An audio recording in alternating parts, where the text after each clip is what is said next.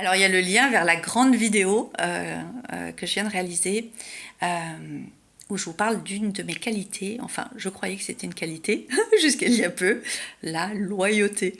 Et justement, si ça te parle, si toi aussi tu as l'impression d'être quelqu'un pour qui les relations c'est important, l'amitié c'est important, bien sûr aussi dans le couple, la fidélité, la loyauté.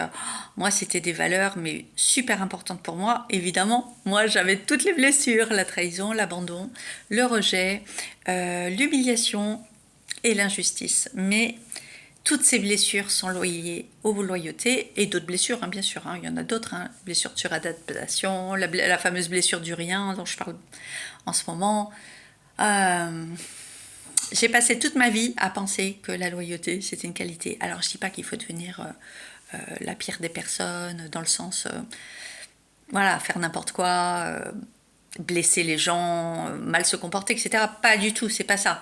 Mais c'est juste de l'histoire de prendre conscience des loyautés peut-être qui nous drive. Est-ce qu'on n'aurait pas des loyautés qui nous driveraient un peu trop parce qu'on est tous pareils, hein, la peur toujours pareil, vouloir rester dans le clan, pas être jugé, pas être montré du doigt, pas être différent, voilà.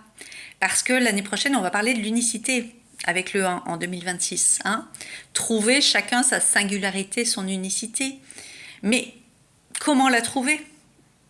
En se connaissant soi-même. Et là, c'est pour ça que on va reparler avec la numérologie karmique, etc. Mais comment se connaître soi-même et trouver son unicité si on a des loyautés à des amis, à des schémas familiaux, à des parents, ça peut remonter. Moi, cette année, j'ai vécu un truc incroyable où je suis remontée à 3 générations. Je portais des loyautés de femmes de 3 générations au-dessus, et pas que, parce que du côté de mon papa, il y a d'autres choses aussi. Comment être loyal à soi-même quand on est loyal à tout le monde, sauf soi, en fait. Et parce que c'est nos blessures qui nous ont drivés en premier. Tellement peur d'être abandonné, tellement peur d'être rejeté, tellement peur d'être humilié.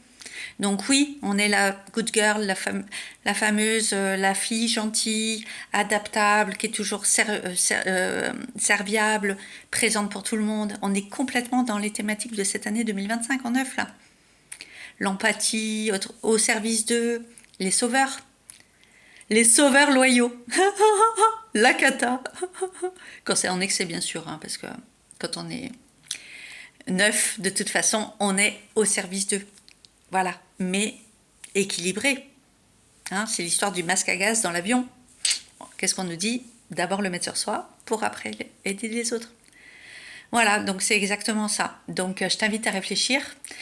Si tu as envie, j'en parle dans la vidéo qui est plus longue, qui est sur YouTube, je mets le lien, à savoir où est-ce qu'on est loyal. Alors bien sûr, hein, je développe, hein, c'est dans le privé, dans le pro, en amour, en amitié, dans tous les domaines, hein, professionnel, loyal jusqu'à faire un burn-out, loyal...